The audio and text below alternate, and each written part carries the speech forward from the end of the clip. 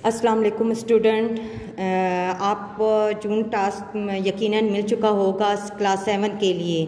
और देखें, जून टास्क के लिए आपके लिए जो है आए वो 2 क्वेश्चन हैं। उसमें पहला क्वेश्चन है हरूर का सर नीचा दिए गए नतीजे के मुताबिक कहानी लिखें। ठीक है, उन्वान भी मैं आपको अभी इसका बता देती हूँ। और फिर क्वेश्चन नंबर 2 है खेलों की अहमियत, दिए गए उन्वान पर मजमून लिखें। कम से कम 6 सुर्खियाँ, हेडिंग्स। सुर्खियाँ मतलब हेडिंग्स जो है वो इंग्लिश में कहते हैं, और हेडिंग्स का जो है उर्दू में इसका जो है तो वो उसको सुर्खियाँ कहते हैं।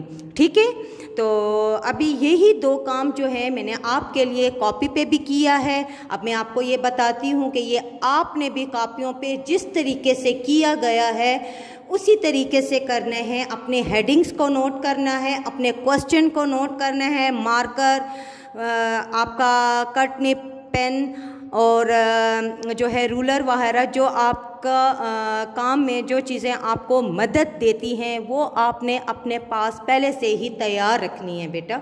ठीक है, अब देखिए यहाँ पर जो है आपका पहला क्वेश्चन जो है आ गया है खैर से, तो वो है दिए गए नतीजे से कहानी अखज़ करें। कभी भी हम कहानी या कोई भी क्वेश्चन आंसर लिखते हैं तो उसमें हम क्वेश्चन का होना लाजमी है। ठीक है, तो इसीलिए दिए गए नतीजे से कहानी अखज़ करें। नतीजा हरूर का सर नीचा, उन्वान कछुआ और खरगोश। एक दफ़ा का जिक्र है कि हमेशा कहानी माजी से स्टार्ट होती है। कभी भी कहानी जो है वो मुस्तकबिल में नहीं लिखी गई और ना ही जो है हाल में बयान की जाती है। हमेशा कहानी जो है वो माजी में ही लिखी जाती है और पढ़ी भी जाती है।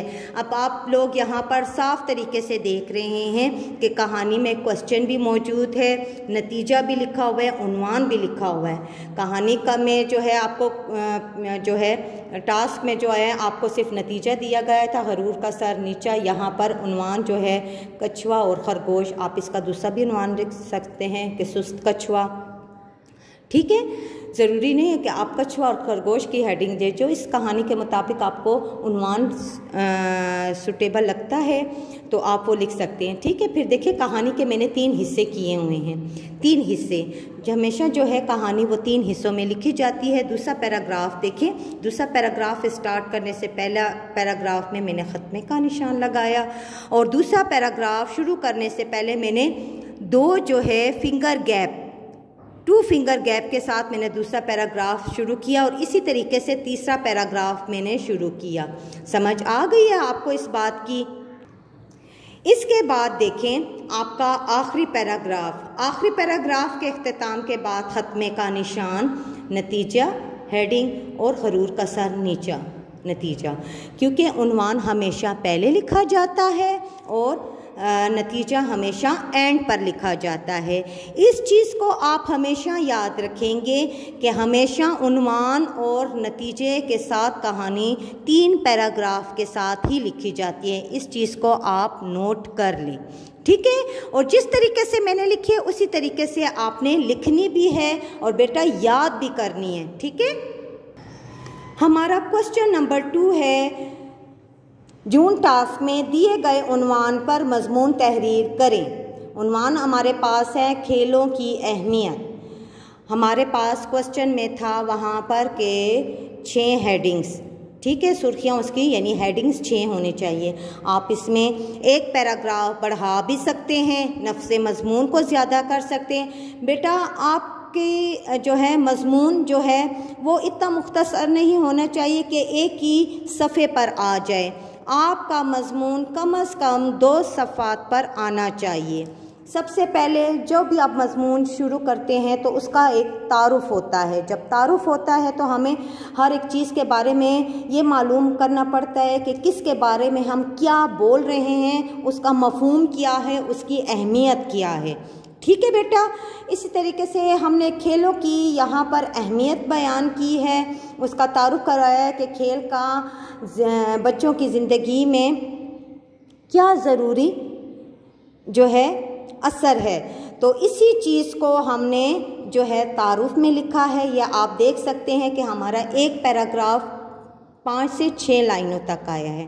फिर हमारा दूसरा जो है पैराग्राफ स्टार्ट होता है हेडिंग के साथ अहमियत और ताल्लुक़ का।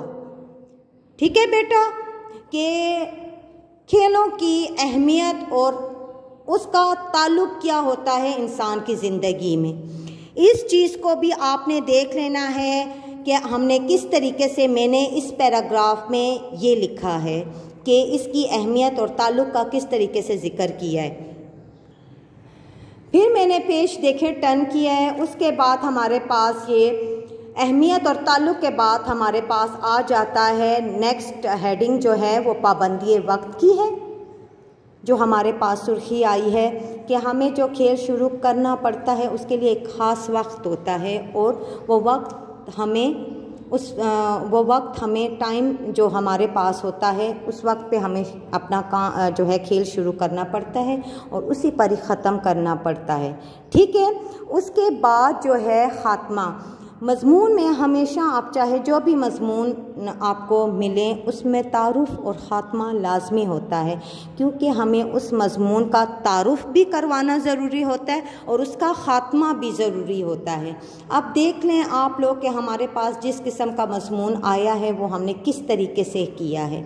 और मज़मून में तसलसल होना चाहिए, रवानी होनी चाहिए। हम बात की बात पहले और पहले की बात में नहीं करनी।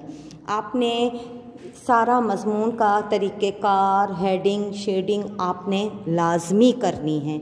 जिस तरीके से आपको ये अल्फाज नज़र आ रहे हैं उसी तरीके से आपने अल्फाज लिखना है। कटनिप का बहुत खूबसूरत तरीके से आपने इस्तेमाल करना है ताकि आपको अच्छे तरीके से आपकी कॉपी का, जैसे मेरी कॉपी का आपको जो है ये सफ़ा नज़र आ रहा है, बिल्कुल ही ऐसे नीट हैंड राइटिंग में आपकी कॉपी का भी सफ़ा दिखाई दे। ठीक है बेटा, मार्कर का इस्तेमाल बहुत अच्छे तरीके से करना है और अपना ये काम आपने बहुत ही अच्छे तरीके से करना है। अब इसके दोनों क्वेश्चन की फोटेज जो है, पिक्स जो है वो मैं ग्रुप में सेंड कर दूंगी। आपने ये काम बहुत ही अच्छे तरीके से करना है। ठीक है बेटा, अगले काम के लिए और अगले लेक्चर के लिए अल्लाह हाफिज़।